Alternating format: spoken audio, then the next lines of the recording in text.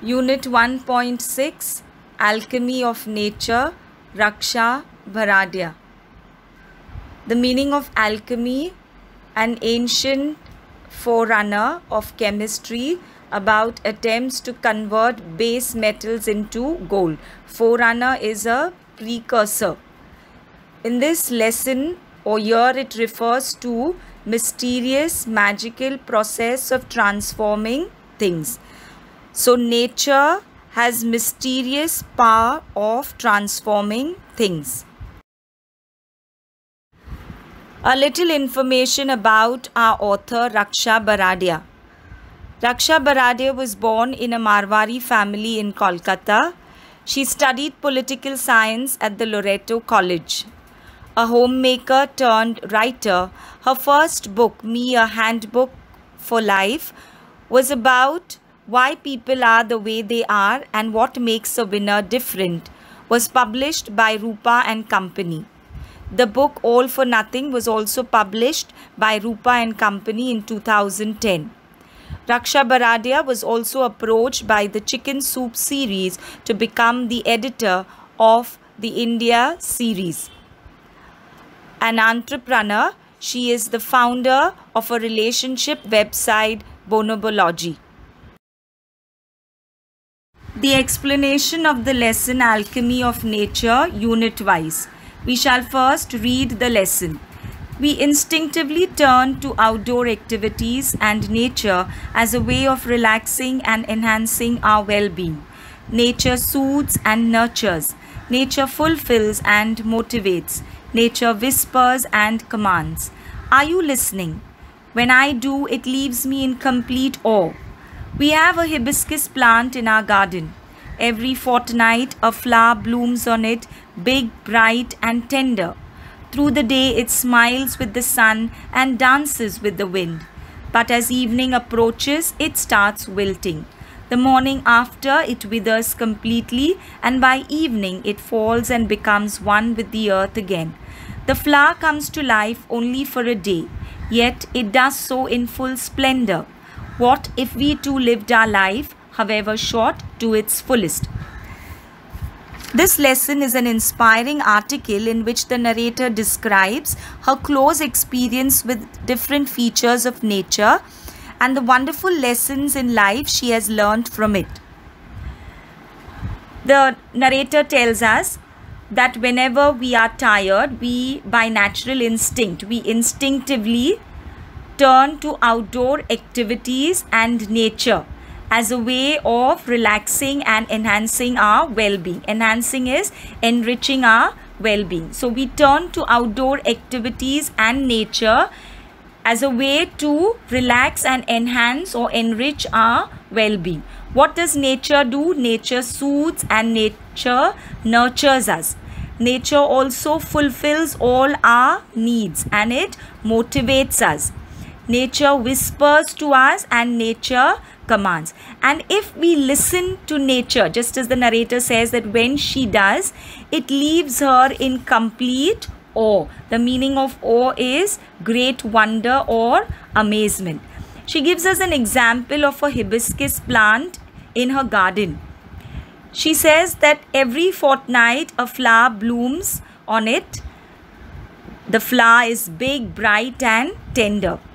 Through the day, the flower smiles with the sun, it dances with the wind. But as evening approaches, as evening comes, it starts wilting. Wilting is drying. The next morning, it withers. It dries completely. And by evening, it falls to the ground and becomes one with the earth.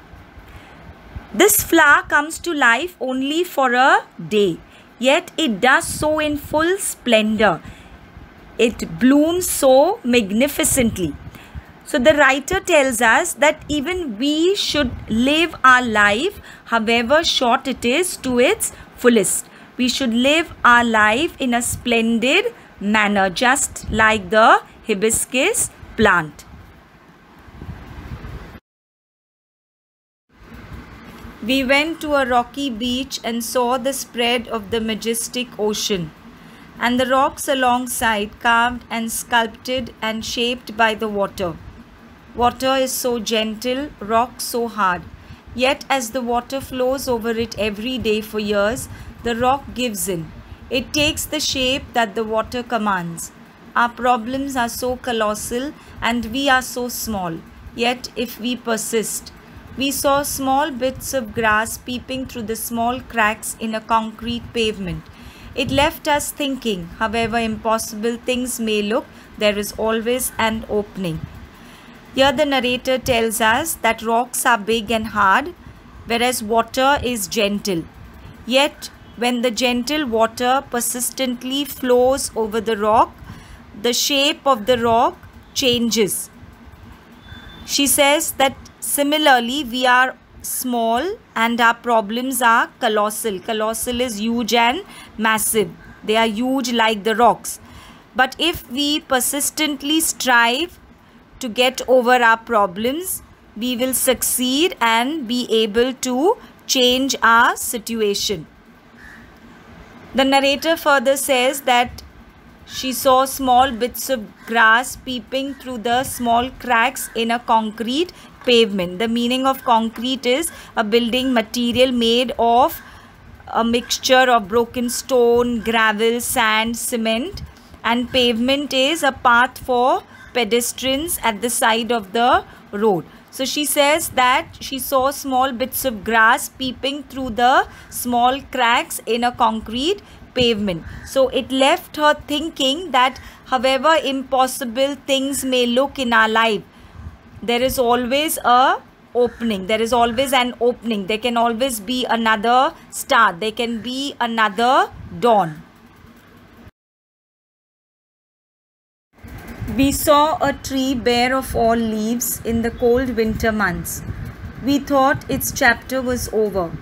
But 3 months passed, spring set in, and the tree was back to its green majesty once again, full of leaves, flowers, birds, and life. What if we too had the conviction that however difficult things are right now, it will not remain so forever. Remember, this too shall pass.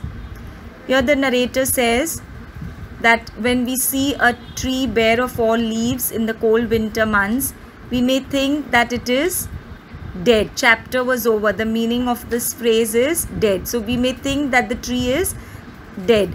But when spring sets in, the tree is back to its green majesty, full of leaves, flowers, birds, and life.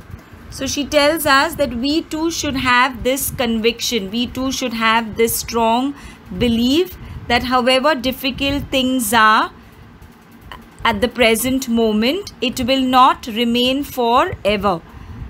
The difficult time will soon pass. We saw an army of ants lugging a fly which was at least 10 times the ant's size. The ants organized themselves around the fly, lifted it on frail feelers, and carried it to quite a distance. Their teamwork and perseverance were impressive. What if we too are consistent, organized, focused? Spider webs are delicate yet very strong. A rainbow colors the entire sky. Oysters take in a grain of sand, they open up with a pearl. Here the narrator tells us that she saw an army of ants lugging, that is pulling with great difficulty, a fly. But they organized themselves around the fly and lifted it on frail feelers. Frail feelers is weak legs, and they carried that fly to quite a distance.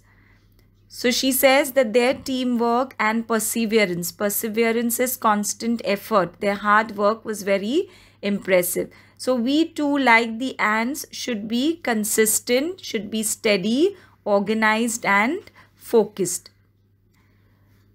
Then she talks about the oyster. The oysters to teach us that we must be able to convert whatever opportunity we get in life into something valuable, precious and worthy. Just as the oyster takes a grain of sand and that sand turns into pearl, we too should convert our opportunities into something valuable, precious, and worthy. We can also learn a lot from the spider webs. Though the webs are delicate, they are very strong. So we may, as a person, we may be delicate, but we also have to be strong.